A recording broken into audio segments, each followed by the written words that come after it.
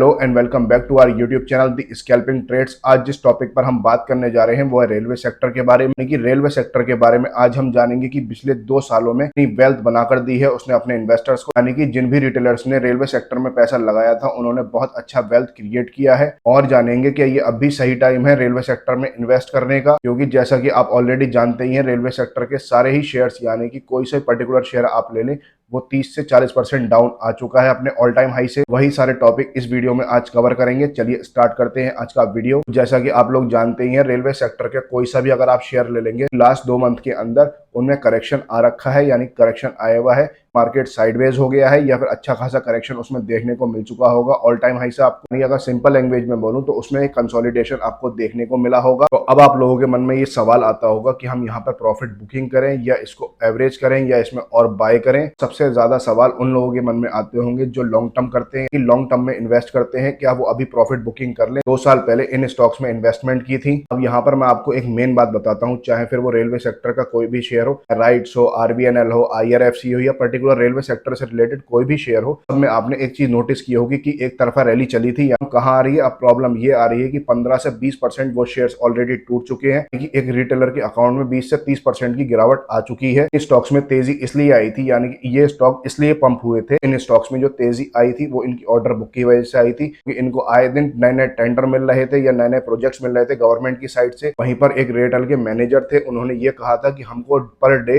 एक नया प्रोजेक्ट मिल रहा है। और उसी सब के साथ साथ उनका यह भी कहना था कि एक क्वार्टर में उन्होंने 100 ऑर्डर्स लिए हैं, यानी कि अगर आप उसको एवरेज करेंगे तो पर डे का उनका 1 से ज्यादा का ऑर्डर आ रहा था। तो यही सब डिसाइड करता है कि मार्केट में किस हिसाब से एक तरफा तेजी थी और किस हिसाब से उनके पास डिमांड एंड सप्लाई थी। मेन फोकस उनका यहाँ पर ये है कि उनके पास पर्टिकुलर ऑर्डर आ रहे हैं, यानी कि उनकी ऑर्डर बुक में ऑर्डर्स आ रहे हैं। और सबसे मेन जो तेजी का कारण था कि जो उनके पास ऑर्डर्स थे वो 5 साल आगे तक के थे, को देखते हुए आपको एक ब्रेकआउट देखने को मिला होगा, और एक अच्छा ब्रेकआउट देखने को मिला था रेलवे सेक्टर्स के स्टॉक्स में। अब आपके मन में ये क्वेश्चन आता होगा कि ये कंसोलिडेशन आखिर क्यों आ रहा है, तो वो भी मैं आपको बता देता हूं कि पिछले 2 महीने के अंदर जो वॉल्यूम्स कम हुए हैं, यानी कि रिटेलर्स का ध्यान इन स्टॉक्स पे से हट चुका है, नए स्टॉक्स की तरफ जा चुका है, तो उसकी वजह से एक वॉल्यूम कम हो गया है, यानी कि वॉल्यूम्स कम हो गए हैं। यहाँ पर मैं आपको एक चीज और बता दूं कि कंसोलिडेशन के बाद एक तेजी आने के चांसेस ज्यादा है, यानी कि एक जो वॉल्यूम बढ़ेगा वो एकदम बढ़ेगा और उसकी वजह से प्राइस बूम जरूर होगा। यानी कि वैल्यूएशन पिछले 2 साल में जितने बड़े हैं, यानी कि पहले कंपनीज अंडर परफॉर्म करती थी, अब ओवर परफॉर्म कर रही हैं,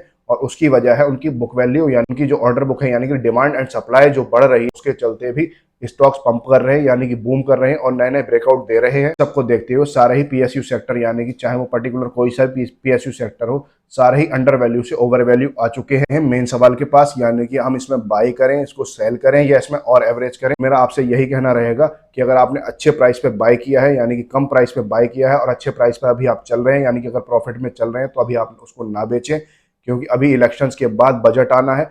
यानी कि जो बजट आ चुका था पहले वो इंटरिम बजट था, उसकी इतनी इंपॉर्टेंस नहीं थी जितनी अब सेकंड बजट में होगी। यानी कि जो सेकंड बजट हमारा इलेक्शंस के बाद आएगा उसमें एक अच्छी अनाउंसमेंट हो सकती है, चाहे फिर वो रेलवे सेक्टर से रिलेटेड हो, डिफेंस से हो या इंफ्रास्ट्रक्चर से रिलेटेड हो। इन सब में एक अजम्पशंस लगाए जा रहे हैं कि अच्छी अनाउंसमेंट हो सकती है इन सेक्टर्स के लिए, अच्छे अच्छे प्रोजेक्ट्स इन सेक्टर्स को मिल सकते हैं। इन सबकी वजह से इन शेयर्स में पंप आ सकता है, यानी कि अच्छे स्ट्राइक प्राइस पे ये जा सकते हैं। अभी जाते बस मेरा आपसे ये कहना और है कि इन स्टॉक्स को अभी ना बेचें। इन स्टॉक्स में अभी आप एवरेज भी कर सकते हैं, इन स्टॉक्स को अभी होल्ड भी कर रख सकते हैं, क्योंकि बहुत सारे इवेंट्स आ रहे हैं। जैसे कि सबसे बड़ा इवेंट जो आएगा अभी वो इलेक्शन आएगा, इलेक्शन के बाद फिर हमारा बजट आना है, इसमें आप इन शेयर्स में अच्छी रैली देख पाएंगे। तो आपकी सब कुछ समझ में आ गया होगा। अगर वीडियो अच्छी लगी हो तो वीडियो को लाइक करें, चैनल पर पहली बार आए तो चैनल को सब्सक्राइब करें। जब तक के लिए देखते रहिए हमारा YouTube channel the scalping trades.